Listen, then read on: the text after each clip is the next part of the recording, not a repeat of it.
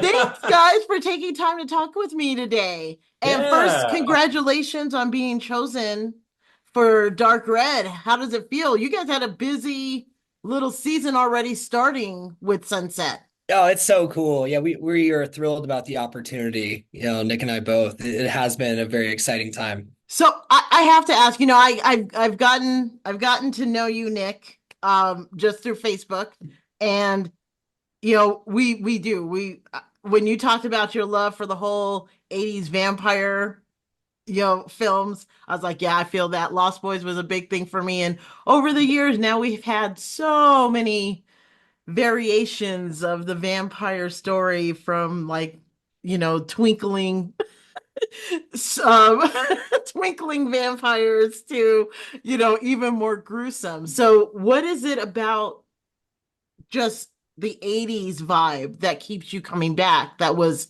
an inspiration for this film? It's all about getting away from the twinkling, really, is what it's about. No, honestly, we're nerds. We're really big fans. We love The Lost Boys, and Fright Night. A few of those 80s vampire films are just some of our favorite films, flat out. And it just seemed like the time is right. Trevor and we had been imagining a retro vampire film for actually over a decade now. Around the time we were making our first short, we were kicking out ideas, and it just felt like the time was right.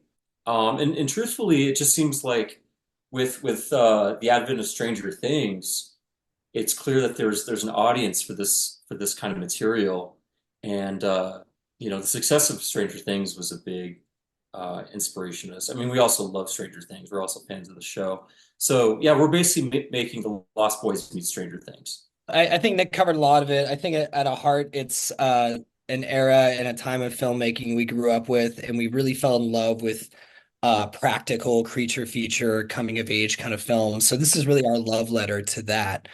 Our mantra is practical as possible. And this is part of what we got excited about last year when we got to do our proof of concept was working with local artists to create prosthetics and create a real textured creature on screen and not something digital. And that's a lot of the fun of filmmaking is getting in there, getting your hands dirty. And the other thing, like Nick said, is we're nerds. We love history. We love making up local mythology. We love kind of putting people in a time and place. And if I was going to be really honest, like before this came around, it was more fun to kind of tell stories before, everybody kind of had a way out. So Mhm. I really love that period of time. And so I think that's why 80s for us, it's the era of those movies we love, but it's also an era of time where we said, wouldn't it be cool to see Albuquerque in 86 and what a little dusty Southwest vampire story would look like? And so before we jump into the whole getting to film here in this state and the whole process, I have to ask, I mean, the idea of some siblings working together could some folks just couldn't imagine it. What was it? How does the chemistry work between you two? Like, how did it begin? Where did your love for working together on films begin? We have boxing gloves that we take out when the cameras are Yeah, off. We yeah, just kind of, exactly. yeah, knock it out of each other. Actually, Like that was somewhat of a joke, but I realized, Trevor, we actually did have boxing gloves and we hit each other with them. no, that was to say we were kids. We definitely like to spar, and we were very inspired by Rocky. So, Rocky Another 3 good is kind one. of Another good one. yeah.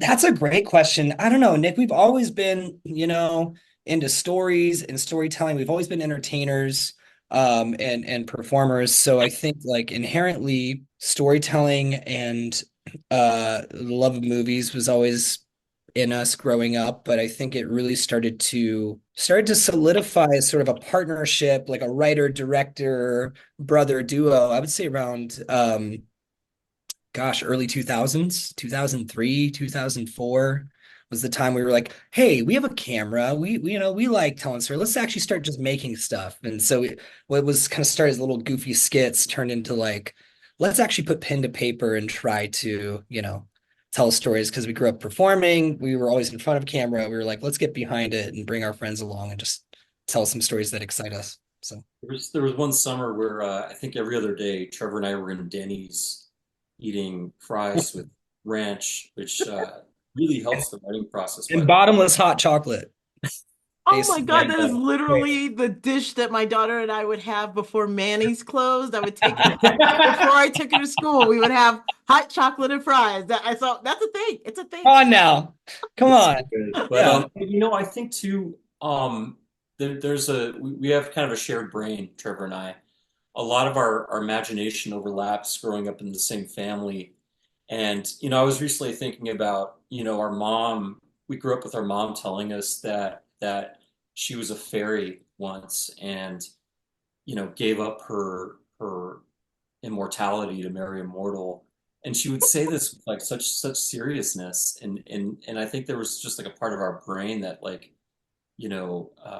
had this very sort of like imagination was like a very like real thing in our house. We'd go for walks with our dad around the neighborhood, and he'd tell us that like a troll lives under that bridge, and when I began working on Sunset back in 2020, actually, is when the idea first took root. I felt like I was digging into the deeper parts of my consciousness from when I was really young, and that's a lot of that's infused into the story. So anyway. Well, I could tell you guys enjoy the process. I mean, even looking at the photos from the film and music experience that happened, where you got to screen the Mhm. film, seeing the picture of the two of you and the whole Bill and Ted stance was hilarious. I loved it. So yes, so let's talk. Let's talk about what it was like creating this movie here in New Mexico. Did you did you kind of already know going into it? Because you're already talking proof of concept when we first started talking, Nick. So did you guys already kind of have an idea of where filming wanted to be? Did any of that already come into the process before you started filming? So Totally. I think the most direct answer is that no. In fact, Oh, that was part of the fun. About almost yeah. exactly 1 year ago, Trevor and I are like, you know, daily coffee meetings, phone calls. Where are we going to find an attic? Because there's an attic scene in our proof of concept, and I think we kind of knew this, but like we've really learned like attics are actually quite rare in this area. you That know. they are. That they are. Yeah, yeah, yeah, yeah. So we're like, maybe it's a crawl space, and anyway, so no, that was part of the fun, and we ended up kind of, piecing together the story by shooting, some of it was shot right in front of my house here in Albuquerque. We shot also at a house in Tijeras and also at a ranch in Edgewood, Wow. which also happened to be used for, I think it was Big Sky, Trevor. Yeah. Big Sky Yeah, did some filming out there as we learned from the homeowners. Wow. yeah.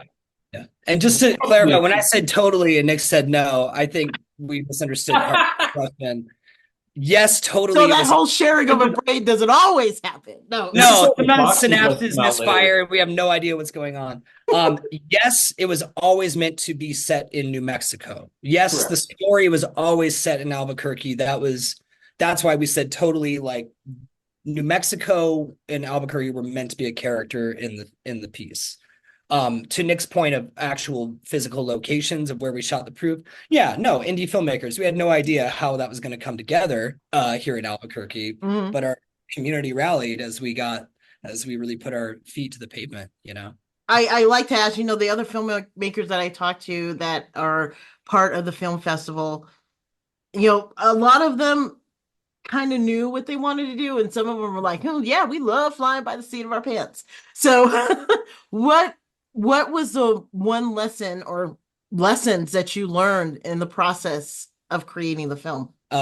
So many, I think with every project, you're always, if you're doing it right, in my opinion, you're always learning something new and you're always figuring out a different way. But I think the biggest thing we walked away with was, more days, less hours, like this is always the thing with indie film shoots, right? Is a lot of people show up, we're doing it with passion, we're doing it with very little budget. And there comes a point where you kind of grind in and you're just grinding into hour 12, hour 13, and you realize like this is not the plan, this is not the way we scheduled or had it in mind. So how do you fix that going forward? Mhm. That was a big thing, was like schedule more days, less hours in a day. Because even though everyone's excited and you're trying to get it done and it's got to be tight, people's safety comes first. The actual overall health of the production comes first. The Yeah. ability to get it done right comes first. So that's always something that I'm paying, Nick and I especially are big on safety. We're always paying very close attention to like how do we get the process better because we really care about the crew and the cast. We really care about the people involved, number one. And that's part of our brand motto is, people first in pursuit of excellence. So that's something that I think we really took home. I don't know, Nick, if there's another thought that you had there, but No, that's great. That's real honest. Honestly, I walked away from the experience of shooting the a scene from Sunset, thinking like that was a little too smooth. But I would say the biggest lesson is more days, less hours. Hmm. And but also, just I think the strength of the community really came through for us too. oh yeah. This was the first time we stepped out here as filmmakers, and we were just met with so much support and talent. And I can sometimes fall into just listing, names and just shout outs, but I just want to say thank you to all those people because we just found some incredible people to help us with this, and it's really all of ours. That's the beauty of filmmaking is it's inherently a collaborative art. The final product is the product of all those hearts and hands together. You know, and yeah, we're just so proud of what we produced with the community here. Well, I know it was clear you wanted to make that 80s vampire film. What was it about Albuquerque, specifically New Mexico, that you wanted that to be a character, that was your backdrop for this film? It's a great question. Mhm. You want to take that one, buddy? Oh yeah. I think with New Mexico and with Albuquerque, there's such a rich history here. There's such a crossroad of backgrounds between sort of this Route 66 and Americana culture. Mhm. There's amazing indigenous culture here and a lot of Hispanic, and there's just a lot of incredible overlap of histories, and that was always intriguing to us. So I will say there's a little bit of all those things present themselves in the script. There's a lot of car culture racing that comes through in the characters, which is an exciting element in Sunset, the feature that we're developing. Um, so that felt like really born out of the identity of this place, as well as just when we get it more into our hunter characters, our exterminators, Hector and Anna, these are kind of like our love letter to Ghostbusters, almost like the salt of the earth working people that come in and know how to kind of take care of the paranormal. Um, there's just such a interesting character to explore here in that, and I really, we like to explore this idea of like cockroaches living in the arroyos. Vampires are kind of like Oof. cockroaches, or like, yes, exactly, creepy, right? So you need the right people to come in and take care of the job. But um I would say the biggest thing for me is a lot of those crossroads of culture that really drew me to New Mexico and Albuquerque, you know. Yeah, I think I agree with my brother, but I come back to something that Trevor touched on earlier too, which is, and Trevor and I have talked a lot about this, mythologizing where you live. And in some ways, I think it goes back to our childhood. That's what our parents did. A troll lives under that bridge. Really? You know? And then our kid brains are just like, spinning out of control, imagining, a troll under that bridge. And, so there's something about that caught me at an early age. I could, look out my window and see a vampire standing underneath the orange street light, and there's something really special about drawing those things out of your consciousness and trying to, you know, represent them on screen and I tend to be a lot more conceptual and philosophic about things. Trevor's great about helping me translate things into the film language. That's a lot of our working relationship, but we're also co-writers. I mean, he's definitely like my writing partner. Um, but I digress. I think just mythologizing where you live is really exciting, and that's something that we've always done. And we live here, and so we just look around and we just kind of let our minds wander and just think, wouldn't it be cool if there were vampires around?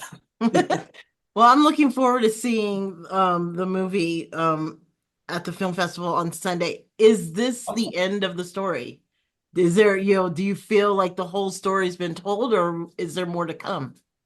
This is just the beginning. So to be clear, what is coming out this weekend and is showing at well, not coming out, it's premiered at AFMX, but it's showing this weekend at Dark Red Film Festival is our proof of concept. It's a 9-minute short that sort of is like a scene lifted right out of the middle of the movie to help illustrate the tone, the aesthetic, a little bit of the character and vibe. And this is all a launching pad to create the feature film here in Albuquerque. So we are in the midst of developing the feature, with this being the launch point to now go and try to meet producers, find fundraising, and to really build it from the ground up. Well, I see that happening. And if it does, is the feature film it? Or are we looking? Yeah, yeah. I know you're looking at it as, yeah, this is the proof of concept and we're looking to make the film. But have you thought about, okay, we made the film. Is there more of a story to tell? Has that been thought about? It has been thought about. Nick, do you want to fill in a little bit on that? I'm like over here trying to contain myself, you know. Um, actually, yeah, I'm gonna Nick, you're sweating. Do you want to talk? I'm just kidding. get the boxing gloves. No, no, it's a very exciting conversation because we have imagined. I mean, I'm gonna swing for the fences here and say exactly what we imagined, which is this film would be the first story in this universe of vampires and vampire hunters living in this region. But there's a more expansive story that can be told, and we actually think the exterminators that Trevor mentioned, who are also vampire hunters, are very interesting characters, and they're very funny, and we see that actually possibly being a series exploring their adventures, how they became vampire hunters, and maybe the structure's a little bit like well, I hesitate to say because Trevor's watching Better Call Saul right now, but like Better Call Saul, where you have a story unfolding, you're cutting and you're showing characters' backstories and things like that. For instance, there's a character that came from Romania to this region, and hopefully the audience will have enough interest and excitement to want to know more about these characters, and we can tell those stories, So I'm very excited to hear that. I love that you asked that. Thank you. Yeah, the more projects we have here, and I mean, I for some people they might think, yeah, this is the movie and this is it, and but I always love to hear that. Oh no, no, there's more story to tell. Yeah, yeah. And I dare say, I mean, this is why we've spent nearly almost 5 years now on the script is it's very detailed. I mean, we want it to be detailed, but not dense, if that makes sense. Yeah, We want, yeah. we just, but we're really taking care for all the details. We're actually on the seventh draft of the script right now, and I'm happy to say we're just at the point where we're just really buttoning things up. We're very happy with where it stands, and we're our own worst critics, so it takes a lot for me to say that. But I'm so glad you asked about that. There's a much larger world we want to explore on screen with this. So how does it feel to be part of the Dark Red Horror Festival this year? Oh, awesome. So cool. Like, what Tabitha and Mason are doing for the community with that festival is fantastic. And we need more of that uh opportunity and community growth and just to bring artists together and showcase. And so it's really cool. It's very exciting for us to be a part of a horror specific festival as well, because there are a lot of amazing films already that we know are in the queue. So to be included among those feels uh, very exciting. We feel very honored. So It seems to me that it's already a loved festival that people look forward to. And, I went last year just as an attendee, and I saw a couple blocks of films, and I was blown away by the quality and the curation of the event. And so thank you so much to them because they really brought an amazing thing to our city with that. Thank you for taking the time out to sit down and talk with me about your film. And I You look bet. forward to seeing you guys this week. We look forward to sounds seeing good. you. And I just want to give a quick shout out for your fundraiser, Teresa, for the New Mexico Entertainment events coming up. And Thank you. if anybody's listening to this, I hope they'll go check out that page and consider making a contribution of some kind because it's a great thing what you're doing for our community. We really And appreciate it. I think a lot of people see a name like New Mexico Entertainment and they think it's some conglomerate and like a lot of people, it's like, it's just me. So, you know what, I have loyal people that help along the way, but yeah, that community support is a big thing for us. So yeah, we're hoping it works out. Awesome. Right on. Hey, thanks so much again. Thank you, and I'll talk to you guys soon. Thanks All for right. having me. Bye. Thank you.